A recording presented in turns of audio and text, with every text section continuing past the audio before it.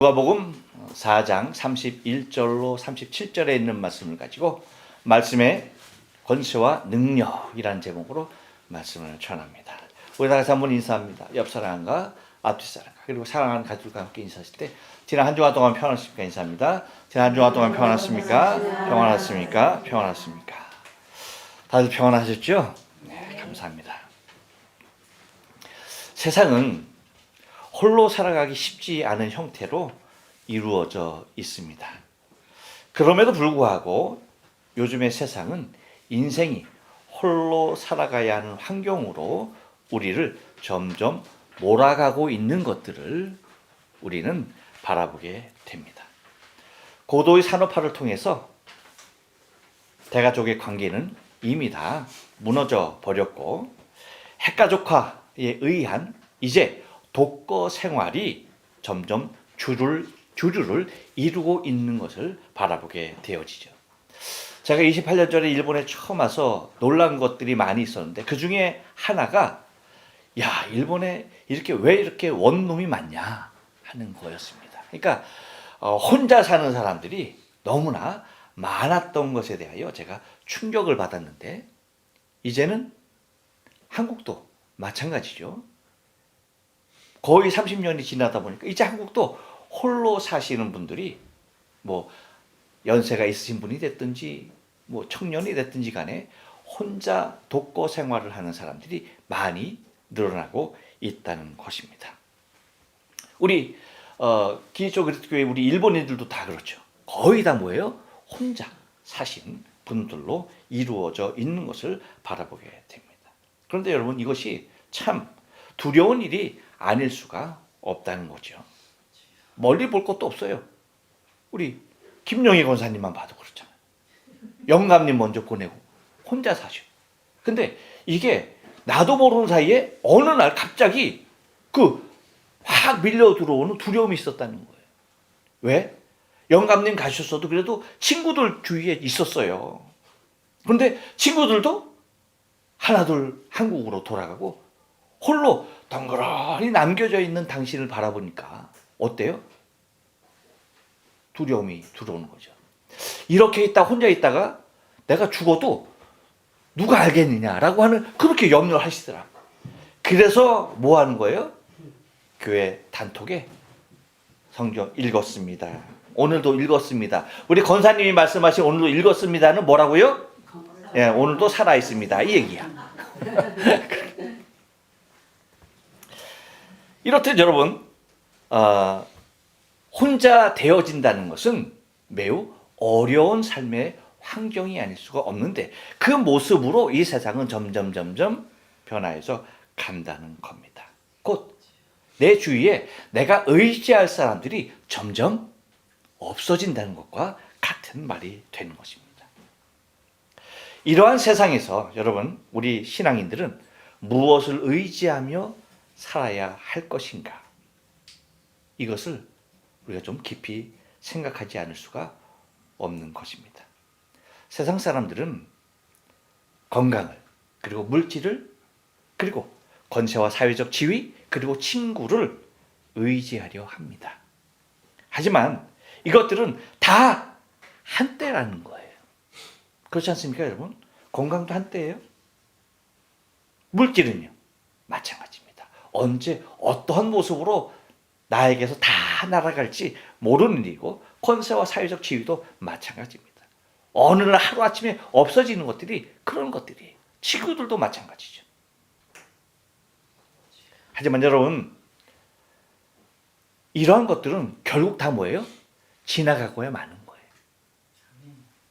사실 눈에 보이는 것들이지만 결과적으로는 뭐예요? 허상에 불과한 것들이다라는 사실인 거예요. 그렇다면 우리 믿음의 사람들이 의지하는 것 그리고 바랄 것이 과연 무엇인가? 그것은 다른 것 아닙니다. 오직 말씀의 권세와 능력인 줄로 믿습니다. 오늘 저는 본문을 통해서 보이시는 예수님의 사역은요, 단순한 가르침이나 철학이 아니었다는 거예요. 그분의 말씀은 권세가 있었고 영적 세계와 현실의 세계를 움직이시는 능력이 그 안에 있었던 것입니다. 오늘 본문은 우리가 예수님의 권세에 있는 말씀 앞에 어떠한 반응을 보여야 하는지, 그리고 또 그 말씀이 우리의 삶을 어떻게 변화시킬 것인지에 대한 기대감을 가지고 오늘 말씀을 우리가 묵상해 봐야 하는 것입니다. 그래서 우리가 말씀을 좀 한 절씩 묵상해 가면서 은혜를 나누기를 원하는데요. 한번 따라서 합니다. 말씀으로 임하시는 주님입니다. 예, 31절 말씀을 다 같이 읽겠습니다. 시작. 갈릴리 가버나움 동네에 내려오사 안식일에 가르치심에. 예. 갈릴리 가버나움 동네에 내려오셨다. 이 말은 우리가 지난 시간에 보았던 말씀, 그렇죠? 어디에서 내려오신 거예요? 나사렛에서. 나사렛 회당에서 주님은 말씀하시고 그들이 예수님을 배척하게 되죠. 그러니까 예수님이 어디로 내려오시는 겁니까? 가버나움으로 내려와서 가버나움 회당의 안식일에 들어가셔서 가르치는 모습을 바라보게 됩니다. 곧 예수님은 나사렛에서 배척받으신 후에 가버나움으로 내려오셔서 거기서도 여전히 안식일에 사람들을 가르치고 있는 것을 바라보게 됩니다. 여러분, 안식일이라는 것을 우리가 잘 알죠. 유대인들에게는 하나님의 말씀을 들으며 안식하는 날이 뭐예요? 안식일이에요. 예수님은 이날도 쉬지 아니하시고 백성들에게, 곧 하나님의 백성들에게 전할 말씀을 통하여 그들에게 생명을 부여하시는 모습들을 우리는 바라보게 된다는 것입니다. 곧 이 말씀을 통해서 우리가 바라봐야 할 것은 다른 것 아닙니다. 우리의 삶 중에는 반드시 주님의 말씀이 있어야 한다는 거예요. 주의 말씀 없이 우리가 산다? 그것은 우리의 삶의 의미를 뿌리째 뽑아버리는 것과 똑같다는 것입니다. 그래서 주의를 거룩하게 구별하고 말씀을 사모하는 자들에게 주님은 언제나 진리로 오시는 분이신 것입니다.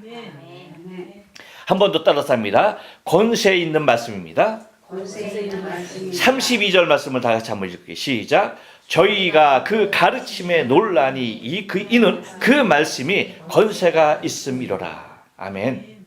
가버나움 회당에 있는 사람들은 예수님의 말씀에 놀랍니다. 왜요? 여태까지 들었던 율법 학자들의 말씀과는 전혀 달랐기 때문이죠.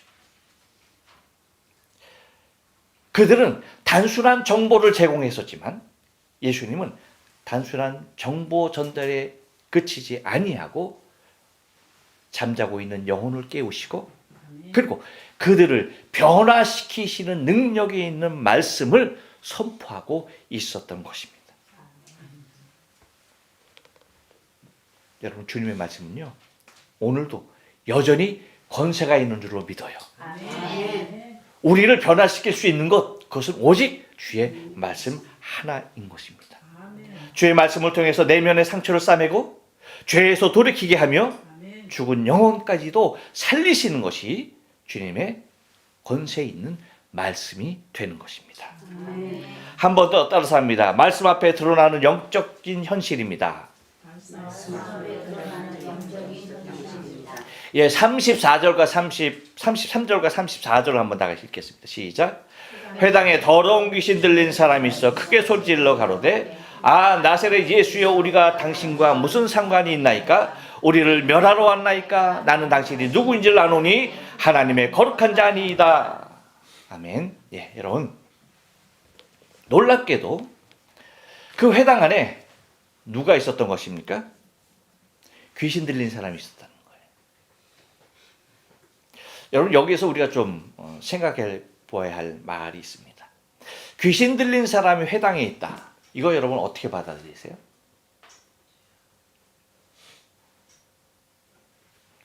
여기서 우리가 바라봐야 할 것은 예수님의 말씀과 행동이에요. 그 귀신 들린 사람을 향하여서 바라보시는 주님이 어떠한 모습으로, 어떠한 말씀으로, 어떠한 행동으로 하셨는지 우리가 좀 주목할 필요가 있다는 거예요. 귀신 들린 사람이 회당에 있었다는 거 예수님이 아셨을까요? 모르셨을까요? 분명히 아셨죠. 알고 계셨죠.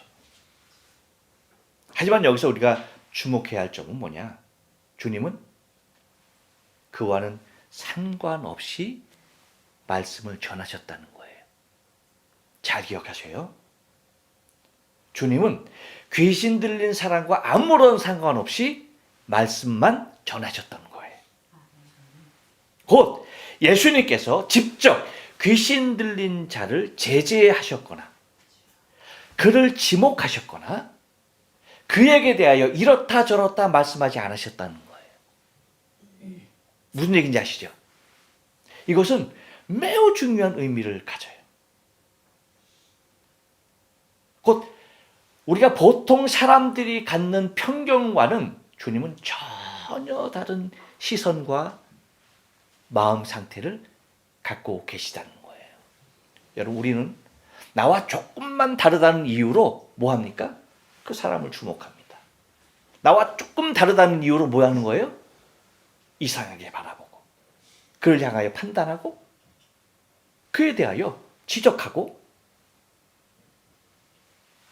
무엇인가를 말을 하려고 한다는 거예요. 주님은 근데 말씀을 전하는 가운데도 단 한마디도, 단 어떤 지적도, 단 어떤 모습도 행동도 그에게 하지 않으셨다는 것에 우리는 주목할 필요가 있다는 겁니다. 왜요? 사람에게 문제가 있는 것을 지적하는 것이 아니라는 거예요. 주님은 단지 뭡니까? 예수님의 권세 있는 말씀 앞에 사탄은요, 그 사람 안에 더 이상 숨어 있을 수 없었고 주님의 말씀의 능력 앞에 더 이상 견딜 수가 없었던 것이에요. 이것은요, 여러분, 우리 또한 내 안에 숨어 있는 어둠의 영들을 물리칠 수 있는 것은 내 스스로의 힘이 아니에요. 무슨 말씀인지 아시죠? 내 스스로의 노력으로 되는 것이 아니라는 것입니다.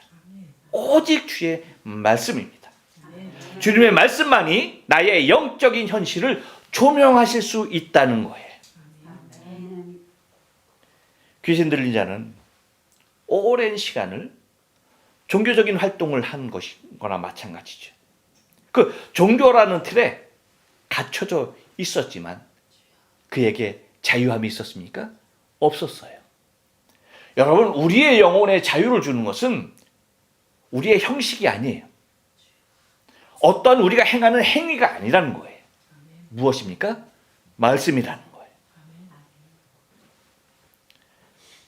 곧 그 안에 자유함이 없었지만 하지만 예수님의 권세에 있는 말씀이 맞아 감추어져 있었던 영적 어둠의 세력이 드러나게 됩니다.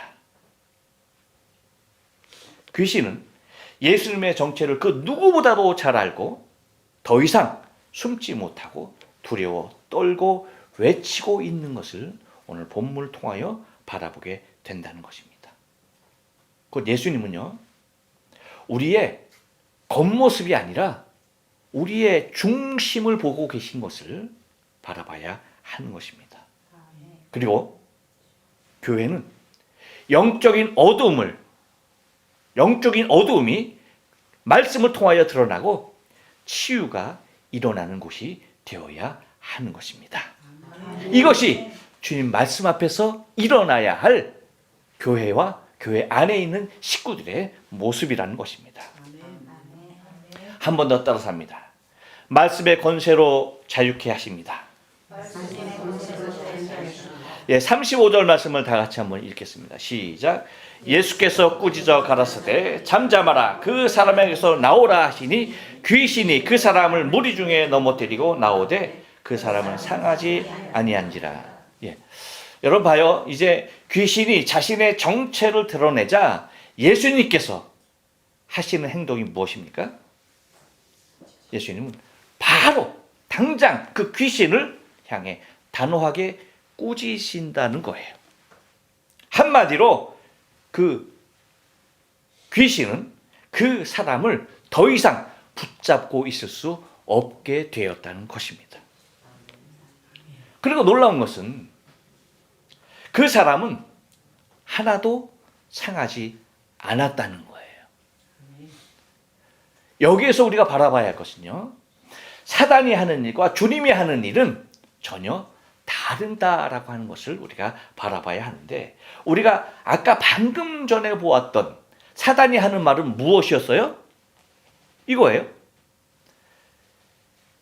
당신이 우리를 멸하러 왔나이까? 라고 하는 거예요. 여기서 우리라고 하는 것은 사단 자신들의 본질을 얘기할 수도 있지만, 그 안에 귀신 들린 사람, 귀신 들린 사람과 아울러서 그 성전 안에 있는 모두를 의미하기도 합니다. 그러니까 무슨 말이에요? 우리를 멸하러 왔나이까? 라고 하면서 오히려 자기 자신이 하고 있는 일들, 그 본질을 누구에게 덮어 씌우려고 하는 겁니까? 예수님에게. 곧 자신이 파괴자요, 자신이 어렵게 하는 자요, 자신이 멸망시키는 자임에도 불구하고 우리를 멸하려 하나이까? 라는 말로서 뭐예요? 자신이 하는 일들을 누구를 향해서? 예수님을 향해서 말하고 있는 것입니다. 하지만 여러분, 예수님은, 주님의 말씀은요, 절대 파괴가 아니라 회복이라는 사실을 알아야 돼요. 그리고 치유라는 사실입니다. 그리고 살리는 말씀이 곧 말씀이라는 사실을 우리는 기억해야 한다는 것입니다. 곧 우리의 삶 속에 묶여있는 것들, 죄와 상처와 중독, 이 어떤 것이든 주님의 말씀은 우리를 완전하게 자유케 하실 수 있다라는 사실입니다. 곧 말씀의 권세로 귀신 들린 자를 자유케 하셨을 뿐더러 우리 또한 세상의 권세로부터 자유케 하신 것이 주의 말씀임을 믿습니다. 한 번 더 따라서 합니다. 사람들의 반응과 말씀의 영향력입니다. 36절과 37절을 다 같이 한번 읽어볼게요. 시작. 다 놀라 서로 말하여 가로되 이 어떠한 말씀인고 권세와 능력으로 더러운 귀신을 명하며 나간도다 하더라. 이에 예수의 소문이 그 근처 사막에 퍼진지라. 아멘. 사람들은 또다시 놀라게 되어지죠. 무엇 때문에? 예수님의 말씀이 단지 좋은 말씀이 아니라 그 말씀이 실질적으로 뭐가 있었다는 거예요? 능력이 있는 말씀임을 그들 스스로가 그 모습들을 보고 깨달아 알았기 때문입니다. 말씀이 말씀되기 위해선 삶 속에서 지속되어진 경험이 있어야 하는 것입니다. 곧 능력 있게 살아 움직이는 것을 말씀을 통하여 우리는 맛보아야 한다는 거예요. 말씀이 여러분 능력 있지 아니하고 그냥 단순한 지식으로 머물게 되면은 그 말씀은 세상 지식과 전혀 다를 바가 없다는 거예요. 그 현장에는 그 어떤 능력도 나타나지 아니하고 그 어떤 감동도 그 어떠한 능력도 경험할 수 없어진다는 것입니다. 그래서 말씀이 우리의 지식으로 머물면 안 되고 우리는 주의 말씀을 우리의 삶의 현장에서 믿음으로 실천하고 나갈 때에 그것은 능력 있는 모습으로 바뀌어 많은 사람들에게 감동을 줄 수 있다는 것입니다. 아멘. 또한 이러한 말씀의 영향력은요, 예수님의 사역을 바라보았던 사람들의 입을 통하여 전파된다는 거예요. 진짜 능력이 있는 말씀은 소문으로 번지게 된다는 거예요. 왜요? 내 삶의 현장으로 들어와서 그것이 나를 변화시키고 내 삶을 변화시키기 때문에 그것을 바라보는 많은 사람들로 하여금 궁금증을 자아내게 하고 그들에게 내가 전하는 한마디가 어떻게 되는 겁니까? 그들에게도 큰 영향력을 미치게 된다는 것입니다. 오늘도 주님의 말씀은 전해지고 있는 것입니다. 어떤 모습을 통해서? 내 삶의 변화된 모습을 통해서. 그리고 주님의 권세에 있는 말씀이 내 안에 증거되어지고 있고 그 증거가 곧 나의 삶의 변화로 드러나기 때문에 그 놀라우신 주의 말씀은 오늘도 저와 여러분의 삶 그리고 저와 여러분의 증거를 통하여서 전해지게 되는 것입니다. 아멘. 이렇듯 예수님께서 하시는 모든 말씀은 그분의 권세가 그대로 드러나는 것이었고 그것을 믿음으로 받아들이는 자에게는 그 모든 것들이 능력으로 재현되는 삶을 맛볼 수 있었다는 것입니다. 아멘. 바라기는 저와 여러분의 신앙의 삶도 우리가 말씀 앞에 섰을 때에 다른 것 바라보지 마시고 다른 것 의지하려 하지 마시고 오직 말씀 바라보시고 말씀 의지하려 하시고 그 말씀이 오늘도 동일하게 내 삶 가운데 역사되어질 그것을 기대하면서 사는 삶이 우리의 신앙의 삶이 되어야 하는 것입니다. 아멘. 곧 말씀은 날마다 선포되어지는데 내가 어떤 반응을 보일까? 라고 하는 그 모습을 우리가 바라봐야 하는 것이고 말씀을 날마다 사모하고 말씀을 의지할 수 있는 신앙의 삶. 내 안에 무엇인가 세상의 것들이 묶고 있는 그래서 주님 앞에 나가기 두렵게 하는 그 모든 묶임들이 말씀 앞에 다 해방되어지는 놀라운 그 삶이 우리 안에 있어야 하는 줄로 믿습니다. 아멘. 또한 말씀이 능력이 되도록 내가 삶 속에 그 말씀에 순종하며 살아가는 모습이 더더욱 중요한 것입니다. 오늘 주님의 권세 있는 말씀을 통하여서 그 말씀 앞에 나와 그 자유함을 맛보시고 말씀이 나를 살리고 나를 고치고 아멘. 나를 보내는 하나님의 능력인 것을 고백하며 한 주간도 승리하시는 저와 여러분의 신앙의 삶 되어지길 주의 거룩하신 이름으로 축복합니다. 아멘. 기도합니다.